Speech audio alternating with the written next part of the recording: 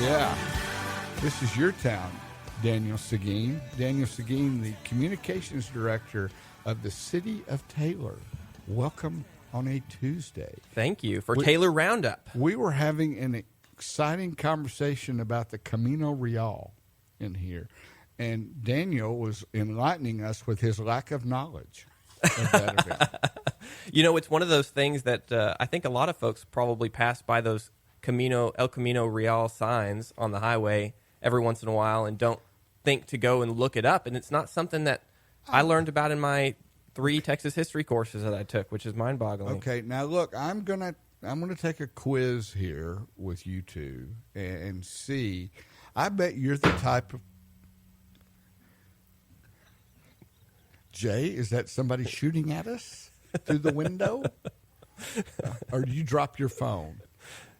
You know, this show is really turning into something of not much. It really is. Everybody, at least we're all laughing. Look, okay, now you snorted. Ladies, this is not typical Jay Davis behavior up here. It's funny to see Jay laugh because for the first 9 months since we've been here, Jay had a scowl on his face because he didn't know which way was up most days. But now he's starting to have fun. That's good. I can at least fake it anyway. That's right. We can all fake it till we make it. I bet you're the type of person that stops at the roadside when it says roadside history marker 1 mile. I bet you pull over and read those. I am. Don't you? You know, I Yes, am. sir. When I'm driving by myself, yes. Do you Unfortunately, really? I am. I'm the same way. I really enjoy it. Unfortunately, you know, most of the time when my wife and kids are in the car, stopping for random little things like that gets you a little bit of ire. Yeah, but I do. I've been known to pull off the side of the road. I actually, are you from? Well, now I got to think of the name of the place. Adobe Walls, up in the Panhandle, out north of Amarillo, yes. south of Borger. Yes. Adobe Walls. A very famous Indian fight with the Comanches and the Rangers took place right there at Adobe Walls. I actually made it a point. We were hunting pheasants in the Panhandle, and I left early because I was flying out of Amarillo. I left early enough. It was dark. I got to Adobe Walls right before the sun came up and had a cup of coffee there at where that took place. Wow. And there was all kinds of people who had been there before me, and it was a lot of Indian. There's a lot of medicine there at Adobe Walls, and there was all kinds of things. You know how people leave things behind. Oh, yeah, absolutely. There was all kinds of Indian artifacts there and stuff paying tribute to their ancestors. Wow. And I like that kind of stuff. That's amazing. One of my favorite experiences, my last city I worked for, was actually the installation of a new historical marker. That's always a really cool, if you get a chance to be a part of something like that, it's an amazing experience to be there, to be a part of the process, the unveiling of the new historical marker. And, you know, that's okay. Speaking of that, they want to do a Dan Moody statue. Yes. Here as part of the. Thank you for bringing that up. Yeah, You're welcome. They're currently fundraising. The Dan Moody Museum is fundraising for a new statue of Dan Moody. It's going to be a full life-size statue. His actual height, you'll be able to stand next to it, get a picture with it, and also anyone in Taylor, not in Taylor, can be a part of the installation itself. So there's going to be kind of a brick area, kind of a memorial space, a plaza. You can buy a brick? And you can buy a brick and have your name on it. I want to do that for the radio station. Well, maybe you need a whole section for the radio station, a section of bricks. Really? Yeah. Oh, you think? Okay. Well, I think you need a whole section. We can look into that, but that is spearheaded by the folks over at the Dan Moody Museum. And is there any truth to the rumor that Dan Gaddis Jr. is going to pose for the statue's physique? Rumors are rumors. Okay. Well, you know that he did that. You can't say that Dan Moody play, and they held it in the courthouse up in Georgetown on the square, and Gaddis Jr. played Dan Moody, and sure it was phenomenal. Well, I do know job, that the statue's design is already established. They've already completed the design work for it. They've done small models of it, and it's based on a pose from an actual photo of Dan Moody that reportedly was very common. A pose for him, one hand in his pocket, and you see a lot of those to the side. things. Okay, here's another thing. I know Jay has done this, but have you ever done one of those old school Western where your family dresses up? I actually have one on the wall in my bedroom. See, I knew that about you. You know, I have two up in Deadwood. Do you? Yeah, I've got some from Deadwood. I've got a picture of me shooting right at the camera with a gun, and the way they do the smoke and all that. It makes me feel like an outlaw. It's pretty cool. I have one. I do have one that's not on the wall that I got done in Estes Park, Colorado, with some friends. Yeah. But I can't remember for the life of me where the one I did with my wife that's currently hanging on the wall. Well, that's probably something she doesn't They're a need lot to know of about. fun. Hey, one thing before we jump into today's conversation, because we got all the time in the world. If anybody out there listening, I need to borrow an accordion tomorrow, just for a day. I need to borrow an accordion or a learn to play accordion songbook. If you could bring that by here, I will trade it out for a KRXT hat, which I didn't realize we had, a stockpile of those, or a KRXT souvenir old school style ceramic coffee cup. If you'll let me borrow it. That's all I need to tell you about it. I don't want to ruin it. We don't get any other details. No, just that you need an accordion. it will be revealed at a later date. Okay. What that has to do with a squeeze box, toy one. Why would I want a toy one? I know, but the background over here is telling us that we need I want a real. Haven't one. you seen Jack Black with the fake saxophone Oh on my stage? gosh, that's the funniest. That's what thing you need. ever. You could do something like that. Yeah, but You know? no, not for who this is targeted to. I don't want to do that. Look, Daniel Seguin, good morning. It's always glad to morning. see you. You always bring us interesting news and tidbits. Well, I try to be as interesting as possible and make it so that folks get information they want to know about the city. I about get the a lot of community. feedback when I'm walking down the street, and it's not rotten tomatoes they throw at me. They usually throw good comments about, hey, I appreciate what you're doing with Daniel. And the mayor was on yesterday. You, of course, didn't listen to any of that, and he's probably going to be upset. I thought you were his handler.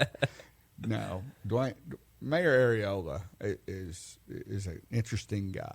I really like him. We're here to provide support to our council any way we can. We don't hand their hold. We don't hold their hand unless they ask for it and need it. I've rubbed off on you already today, haven't I?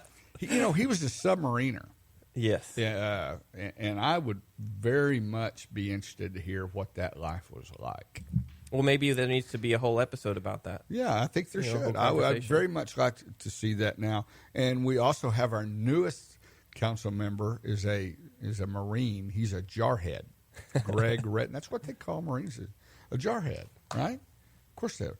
Now, I don't know where I was going with that, but it was something going to be funny. Well, he's been on the show once as well, right? And He's we'll a couple be- of times. couple Oh, Greg? times. Yeah, Greg. No, I don't. He was here when he was running. I gave every candidate free airtime. Yes. To let people know. Well, we'll and get him talk back about on now that he's on the council. And Can I have a say in that? of course. Okay, I just we'll Well, talk at the about very that. least, he'll come on to my show. But Oh, that's right, your show. Yes, it is. It is onto the your Taylor show. Roundup. Yes, the Taylor Roundup is Daniel Seguin. All right, son, talk to me. What do we got? Well, I wanted to. There's been a lot of conversation about Samsung, and Has? what I've heard a thing or two. I guess so. And a lot of folks feel like there were a lot of promises about what would come along with Samsung benefits to the community. And they also feel like they haven't seen a lot of those benefits. And so what I wanted to do, obviously more is coming as they get here operational, hire, a lot more on full-time staff and start producing. Right. But there are a lot of things that have come already with Samsung's construction, and also just their engagement and involvement in the community. So what I really wanted to highlight, Steve, was some of the amazing things that they've brought to the city of Taylor just in the short time that they've been here. One of the biggest ones for me, and I know that you have a passion for our students, our school system. Absolutely. One of the most important things for me is that we're investing in our children, that we're investing in our future, in folks not only that will stay in Taylor, but will leave, will get educated, will work for companies and bring their expertise back to Taylor. I mean, you ask anyone who's been here for 30 years, grew up here, if they ever left Taylor, a majority of them have at some point. They've left, gotten additional value, and brought that back to the community, and that's extremely important. But what's amazing about Samsung is that they have an internship program with the ISD where the students learn everything from manufacturing systems, infrastructure technology, construction, automation engineering, cybersecurity, computer science, et cetera, et cetera, et cetera. So many different areas of expertise. They get real hands-on experience at Samsung. So they had their first class in 2022. They had 22 students come and intern at Samsung, and then they bumped that up to 24 students in 2023, and now they had 24 students again last year in 2024. Well, doesn't that make sense to you? Because why not train your workforce now so that they've got enough information about what you do, and if they like it, they don't have to go out and recruit those people. They're already here, and they're already excited about it. They already kind of learned the Samsung way about it, so you're just growing your workforce. Absolutely. I mean, locally. It makes sense for Samsung, but it also makes sense for us, not just for future Samsung potential employees, but all of these areas of expertise that they're getting training in and getting hands-on experience in, Steve, they can go out and work for a multitude of companies. But we don't want them to do same that. things. We want them to stay here and work. Well, I mean, what I mean by that is they could either work for a multitude of different companies here in Taylor or elsewhere and bring that experience and expertise back to Taylor eventually, or they can start their own business here in Taylor doing some similar things. No kidding. And so the amount of value and exposure to different ideas, opportunities, and types of work is one thing that a lot of folks are missing these days. The opportunities are there, right? We could work in today's day and age in any company anywhere in the world doing almost anything. But having that initial exposure, knowing that those opportunities are out there, that's the first and biggest hurdle that they have to get over. And so that's huge for our Taylor kids. Well, look, we all say this is it doesn't matter if you're the city, you're the chamber, you're a local business. We want people to live here. Mm. We want you to have your rooftop here. We want you to have your employer here. And we want you to have your shopping and entertainment here. We want you to literally not have to make that horrific drive, which I have been doing a lot lately for some reason, driving 79 yesterday, going into Round Rock, made me never want to do it again because the traffic, usually, you know, the old school, right, if you're going against traffic, meaning if you lived in Austin and you're going to Round Rock in the mornings, the traffic is better. Well, yesterday, coming east and going west was a nightmare. Absolute nightmare. And it wasn't because of a wreck or anything else. It's just that's where we are traffic-wise. No, I learned that those traffic signals right there next to the railroad, that anytime the train comes through, it disrupts the normal flow of traffic on those traffic signals. Because you don't want to get out on the railroad track. Well, what I learned, though, is that it takes upwards of 15 minutes to reset back to a normal traffic pattern. And I also learned that a train comes about every 22 minutes. So you get about 7 minutes of normal traffic flow through those intersections. This was beyond the railroad tracks. Again. This was we were almost into it's just horrible. It's horrible. So the goal here is in your leadership and the other day you had your permitting person here. Yes. What's his name? Remind me. You're talking about Scott Dunlop. Yeah, my good friend in the signage business here in Taylor. We'll leave that alone because we've resolved that. He was the guy that was in Manor. He was. Right, before he came to Taylor. And, folks, if you haven't driven, Manor between Elgin and Manor and Austin, Manor doesn't look anything like it did 2 years ago. You got a Super HEB, you got a Lowe's, you got a Chick-fil-A, you've got all this retail right along 290 there. And you were talking about responsibility for all of that. Well, you were talking about stopping and looking at those historical markers. Mm-hmm. One of my favorite pastimes is actually to go on Google Maps and go on the Street View, and then you can back up historically in Street View because they've been doing it for quite a few years now. And that is mind-blowing when you put them side by side, and you go through some of these towns like Manor, like Hutto, even Taylor, and you look side by side at where things were at 10 years ago, 15 years ago, and today, it is mind-boggling. When you talk to folks here in Taylor, like the old, I don't want to say old people, but people that have been around here for a long, long time. Right. The Hagglers, Keith Hagglers of the world, right? And have been in Taylor forever. We're at the tip of the spear. Oh, yeah. Really. I mean, where we're about to head. And, there are the detractors, the keyboard cowboys that always look for the negative.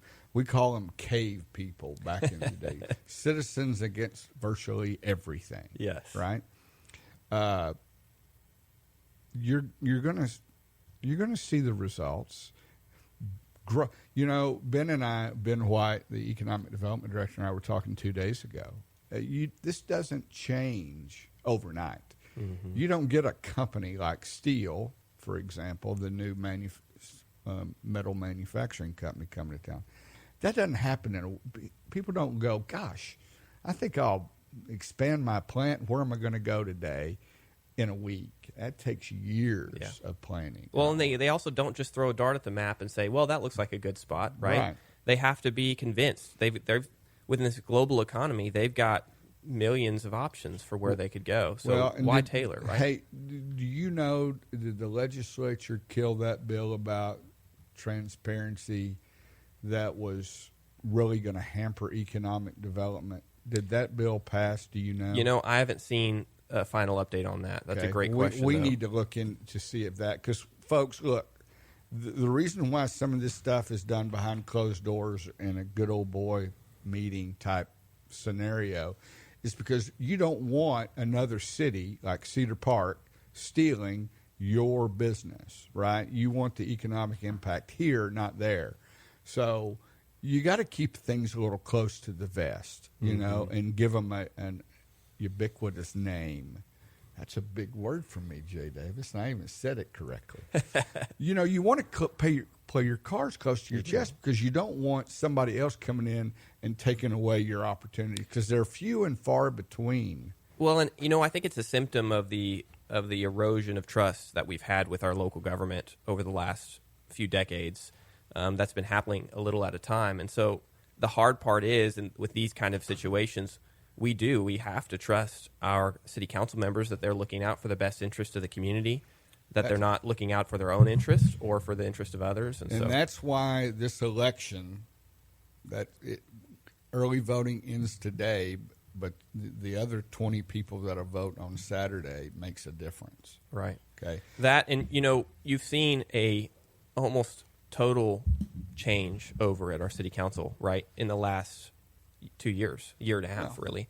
And so when you see both councils providing certain incentives to these companies, doing the similar kind of economic development deals and incentives, that, these folks are completely unrelated, right? Yet they're doing similar things because they both were looking out for what's best for Taylor, and they were both making similar decisions regarding incentivizing companies to come to Taylor. And that's a perfect example showing you that,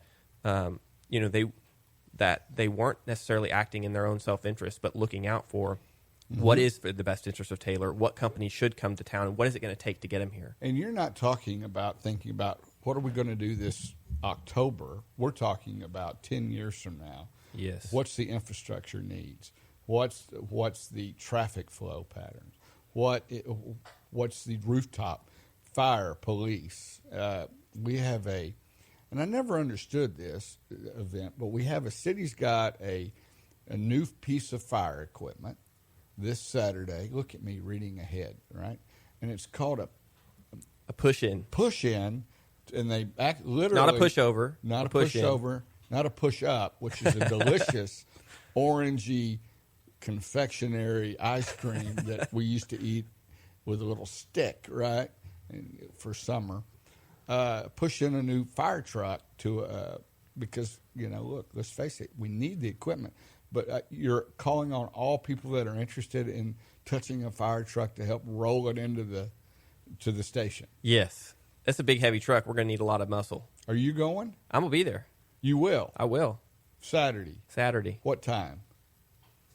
10 a.m. Where? It's going to be at Fire Station 1. Where is Fire Station 1? That's right here downtown on between 3rd and 4th Street. So if I'm here on a Saturday morning, second, 3rd Street. I can do it's at 10 o'clock, Station 1, 200 Washburn Street. Yes, sir. Look at that. See, stole that from me. Hey, we need to take a little break. You know, Daniel and I have been talking about all the different things going on in Taylor and the economic impact of what everything, how it all ties together, right? But one of the things that we don't probably talk enough about is the quality of life things, Absolutely. right? That make people want to move here in the first place.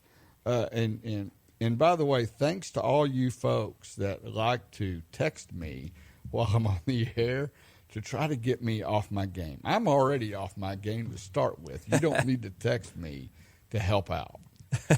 You know? But thank you for listening, by the way. Yes. You know, it's been a fun run here. You know, I know you do this more often than the 30 minutes that I'm here, and I enjoy listening to that. But you know, Thank you. Being here on the radio is really a unique experience. It's one of those things that I think most people kind of dramatize, you know, to some extent in their minds. Mm-hmm. You know, oh, it's the radio. You know, but it's really you should have that. Yeah, it's the radio. Because you really are. It's a little bit intimidating when you sit down with a microphone in your face and you realize that anything you say is going to be broadcast to how many users you have now on your app? 70,000 people or something? Wild numbers. You know what? I owe you a lunch today. We should go to maybe the 290 Cafe or something. We have 67,000 downloads. Wow, approaching 70. But we're at 200,000 interactions on our social media pages. Wow.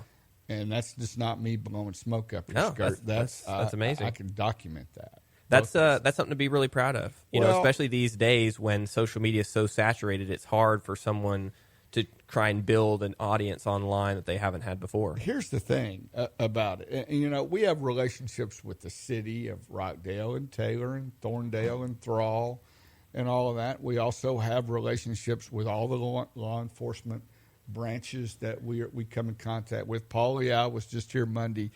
People came up to him at the Constable and JP convention from all over our region. How did you pull that off? How did you get a show on the radio every week? And it was like, man, tell them if they want to come on, I'd love to have them. Yeah. This is what local media should be doing. And look, the Taylor Press does a great job. They've got Tim Crow, you know, doing that weekly segment. I think that's phenomenal. We're all in this together. We are. Right. And you know what's fascinating, I'm in an association with other city communications and public information departments. And, well, actually, we're going to a conference tomorrow. Everybody goes to a conference. But what's amazing, you know, we got to get together and learn from each other. And what's crazy is I've never seen a single other city mention in our social media groups, in our conference, in our trainings, that someone is on a local radio station. Well, not a single look, one. I hope you carry that to them and see. Unfortunately, radio has almost ruined itself because of corporations. Right. Okay. And there's a lot of corporations that think, okay, we'll do this radio. We'll buy it. We'll program it out of Boston, Massachusetts, mm-hmm. and people will it'll be a jukebox. Right. Nobody wants a jukebox. They don't, especially now that they've got access instantly to any music that they want on their phone. And you know. people, when we took over, Jim and I took over, I said, look, we're not going to do any national news because you can get that. You know, there's 100 other places you can get what goes on. Yeah, you got to do something that's unique to your community. We're hyper local, right? Meaning that if there is an issue with, people came up to me, Taylor has wooden pipes, water pipes, because they heard us talking about it. Yeah. You telling the story about you've seen one of the wooden pipes, right? You know, that's what people enjoy. And I go back to my days, and I'm dating myself, Northern Exposure, the TV show, right? It was set up in Alaska, a small town, and I don't know what the fictitious town was in Alaska, but they had a guy on it that was the local radio station guy. Very good looking, a lot like Jay. You thought you were going to say me, but no. Like Jay, very attractive fella that did the local news there, and that was the heartbeat. Get that term? The heartbeat of the community. Yes, was the radio station. That's how things got out, and that's where I want us to be. And I keep reminding myself September 1st. That's when we started all this. You know, it actually reminds me of, I wish I had the name off the top of my head. There was this kid in a small enclave in North Africa that was ravaged by war. And he actually got access to some education about making electronics. And he designed his own radio transmitter. How cool was in his that? bedroom. Yeah. And then they, and all internet and everything was blocked off because this country was at war. And this is ended up being how everyone in the region got their information, was his little old radio station. He ran a wire by himself up a tree, and everyone started to create antennas in their homes. They could pick them up. So they can pick them up, and he would teach them how to build these antennas out of sheet metal so that they could actually get a longer connection, reach to where his station was transmitting. And he was like the information source for the whole community. It was incredible. So radio is a powerful tool. Well, you're obviously angling for something, and whatever it is, yes. Yes, you can have it. Well, we talked about a little bit already about Samsung benefits, right? Right. So I've got a few more things here. So we talked about internships, which is incredible for our up-and-coming generation. Samsung has made a lot of donations also to the community. So when they first, kind of back near when they first announced, they donated $1 million to the community. It was $250,000 to the ISD, $250,000 to the Boys and Girls Club, $250,000 to Shepherd's Heart Food Pantry, and $250,000 to Bluebonnet Trails. And I don't know about you, great organizations, but those are amazing organizations. And can you imagine how much they could do with $250,000? I want them to call me back so I can name the studios after them. Because yesterday, for example, Daniel, I don't mean to interrupt you. I'm going downstairs from my I forgot the name of the coffee shop downstairs. Curbside coffee? Curbside coffee. Thank you. Go in there, and I'm in a hurry, so I'm going to have and they have a delicious Cuban sandwich, right? So I was going downstairs to get a Cuban, come up here and continue working because I didn't have time to go to eat, walk around, go eat. And it's Monday, and a lot of things they're closed on Mondays. So, but they're open. And there was a table full of folks that weren't from around here. Sure enough. Yeah, and I went, how cool. Who would have thought 20 years ago that you would see that in Taylor, Texas? Wouldn't have been a thought. No, wouldn't have been a thought at all. You'd see Bubba and, in a hay wagon, toting hay, and you'd see farmers going, well, we could use a little rain. Yep. And we still have that. Yep. Okay, but then we have this whole different culture that's here now. And I think do. What a robust place we are in, a robust, interesting time we're in. And a lot of folks may, there are those, cave people, right? The people who citizens against virtually everything. Virtually everything, and they're going to hear that and go, we don't want random people in our town, but they don't realize those people are spending money, and when they spend money in Taylor, and that money continues to be spent in Taylor, it generates additional economic activity and increases the quality of life of everyone in the city. Can I tell you that my favorite color, and I am a diehard Longhorn. My partner is a diehard Aggie. He was a big deal at A&M, a big deal. A regent, which you don't get much higher than that. That's right? True. My favorite and we carry A&M football here. Whoop. Okay, and we carry Rockdale athletics here, and we're going to carry Taylor here as well, and we may even branch out from there. I've got driving in today, but my favorite color is green. It's a good color. It's a great color, and every time a dollar changes hands locally, and they say that dollar turns over 7 times roughly in a community, that goes to support Little League teams, Dan Moody Museum, Curbside Coffee. It does. KRXT. A dollar kept here is what we're all striving to accomplish, whether it be Rockdale, Taylor, Throndale, Thrall, Lexington. keep your dollars local, because once they go to Austin, they're gone. Indeed. And so you can think about it this way. If you, as we're reading out these dollar amounts, you could just about think about it, right, Steve, as like they gave $1, it became $7 to some extent, right, because it's generating and turning over in the economy. So that was the first $1 million we talked about in 2022. In 2023, they donated $1 million to Taylor ISD to fund equipment and labs for their new career and technology building and program.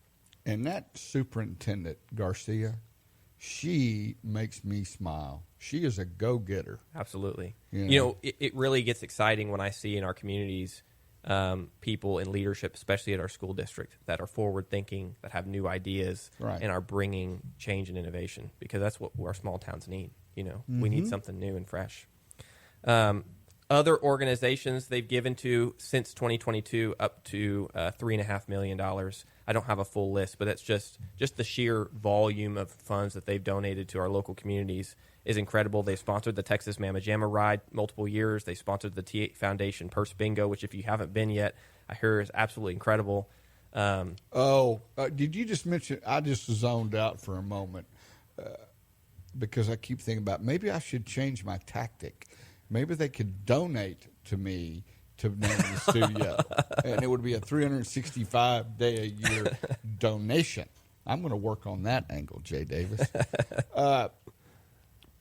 Look, Food Dudes was such a fun event, but purses. I'm still out on that deal. You're going to carry a purse, wag a purse out there? I'd like to. I haven't yet. Good. But I'd like to go. I'd like to go be a model of a purse. I'd like you to dual represent. Okay. Because technically you're an unpaid employee of the radio station in this program. You would qualify to be my representative. Oh, gosh. Up on the stage. So there you go. Congratulations. Everybody's happy. Do you not want to come carry a purse with me, Steve? No, I do not. We could be purse buddies. No, I do not. We could wag down the aisle together with some purses. We're not wagging anything down the aisle. Okay, so a couple other things. They have, as a part of their agreement with the city, they provide what we call quality of life funds. So Samsung donates $150,000 a year to the city for quality of life projects. So you might have heard about the Wellness and Recreation Center feasibility study. That was funded in part by Samsung Quality of Life funds. We also made... Maybe I can qualify for some quality... We're quality of life up here, aren't we, gentlemen? Have you been out there to see the pickleball courts in Murphy Park? I don't even know what pickleball is. I got a dear friend of mine, Steve David, Steel GMC. If you're listening, Steve-O, I'm talking about you. The other day, I saw him Saturday. He said, I played 28 games of pickleball this morning. Oh, my gosh. I said, you a dang fool. First, because then he goes in his office, and he's laying on the floor because his back is wrenched. I said, what in the world? What is pickleball? Well, it's supposed to anyway? be better for your joints and body than like tennis. He's and old stuff. like me. Yeah. They're old. You're not old. I sure feel You're a little over middle age. That's about it. Okay, you better be careful. You're walking a thin line.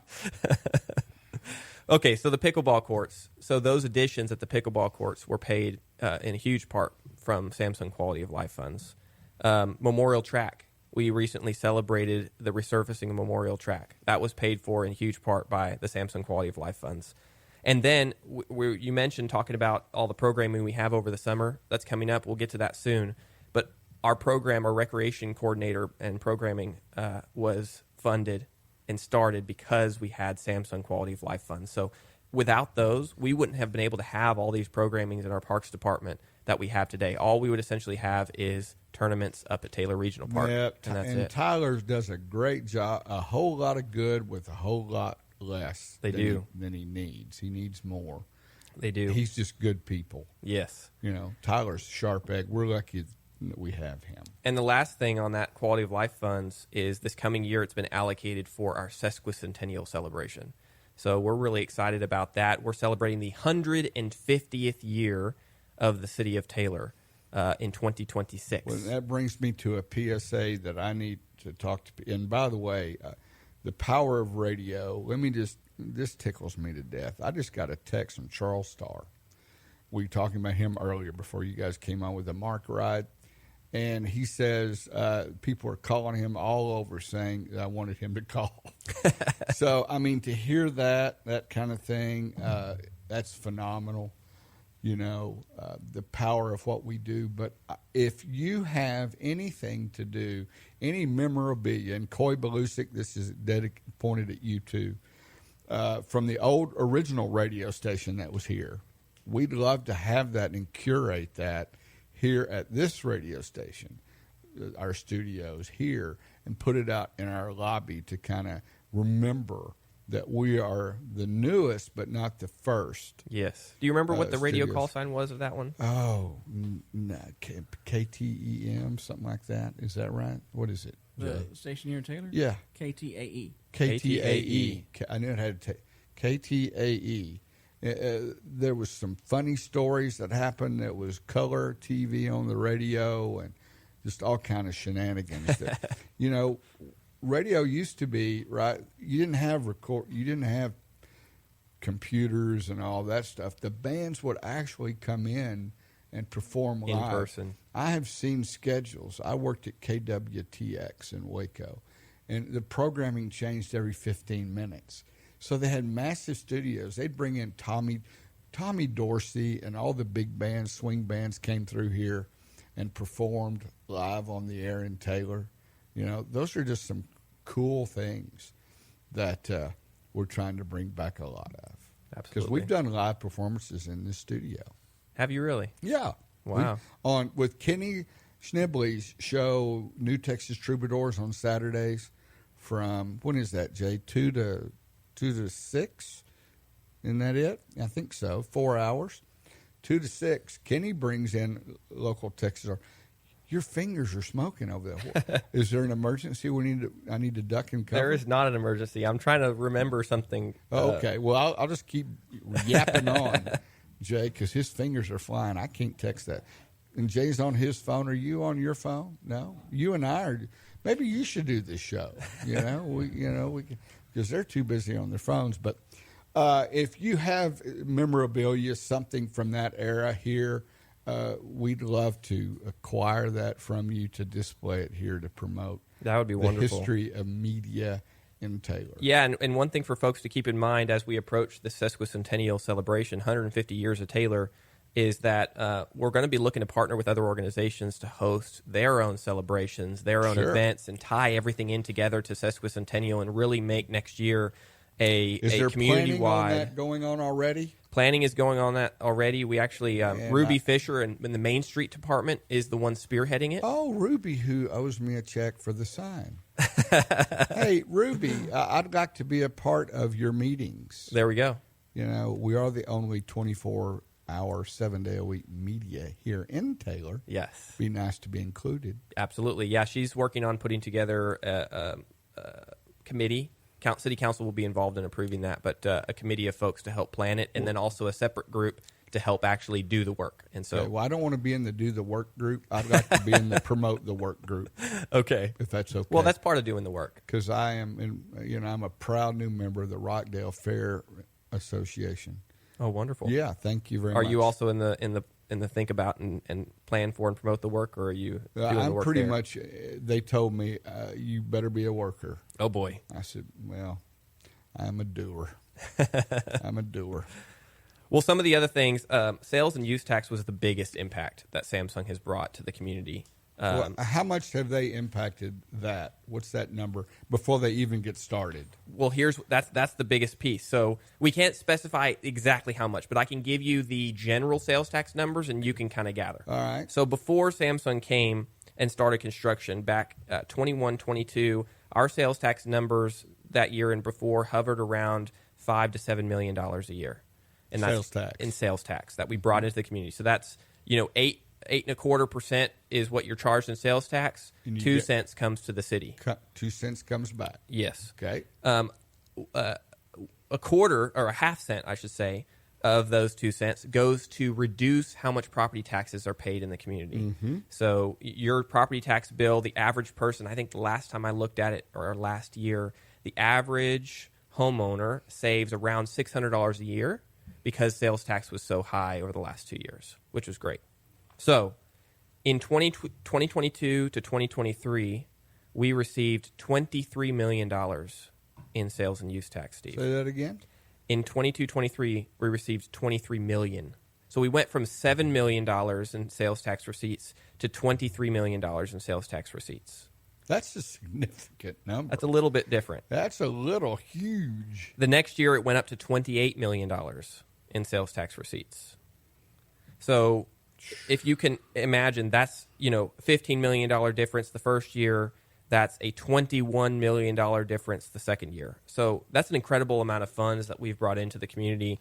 That's an incredible amount of money that folks have saved in their property tax values. And I know folks, they look at their bill and they don't feel like they've saved a lot of funds. But a lot of those funds have gone towards major capital improvement projects. Well, look, you talked about you got to build the infrastructure. Yes. Right? You build the infrastructure. You have everything like Russ Bowles, Commissioner Bowles talks about. Thinking 10 years, 20 years down the road, what do we need? What we need to do now to make it happen by then. It's not like we're the city of Austin where we're going to move the airport out to the old air base, right? And, dadgum, we should have figured out how we're going to get out here. Put a few roads in out there, or maybe a light rail to the airport. Now, there's a no-brainer. Find ways to get to the airport to get the heck out. I quit going to ABIA. You know where I fly? Oh, I'm going to tell a secret here. Uh-oh. Yep, but I am. The nicest regional airport I've ever been to in my entire life is Killeen. Oh, wow. The Killeen Airport, it's cheaper to fly out of. It's easier to get to. The people are the most friendliest people you'll ever meet. And a lot of it has to do with Fort Cavazos, right? Yeah. The city of Killeen has built a beautiful facility there. I mean, it is shiny, and it's cheaper, folks, to fly out of Killeen than it is Austin. And 9 times out of 10, you're going to connect to Dallas anyway, right? Right. So why not save the money? Yeah, absolutely. And be able to come out of a... Is it raining? It is. I'm a little worried now because we walked over. So I'm gonna. We might have to get a ride back. We might have to take you back. Well, look, Daniel Seguin, we're about out of time. I want to get to the Rockdale Chamber report today, my friend. Okay. I'm really curious to know about your convention you're leaving for tomorrow. Sure. Let's come back next week and let's talk some highlights of what was that. And you've said some very kind words today, and I truly appreciate it. It means a lot. We built this radio station for the community that we serve, Rockdale, Taylor. We built it for you, not us. And the fact is that you appreciate the time that we spend together.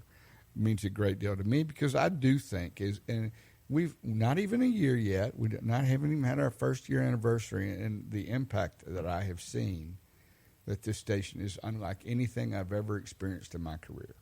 The people here have been just overwhelmingly supportive, and we appreciate that. And that's a lot. That's a lot to do with you, not me or Jay or anybody else. It's to the folks that we share information with. It's folks coming together and working together on a project of this scale, and that's what makes it so and we amazing. do appreciate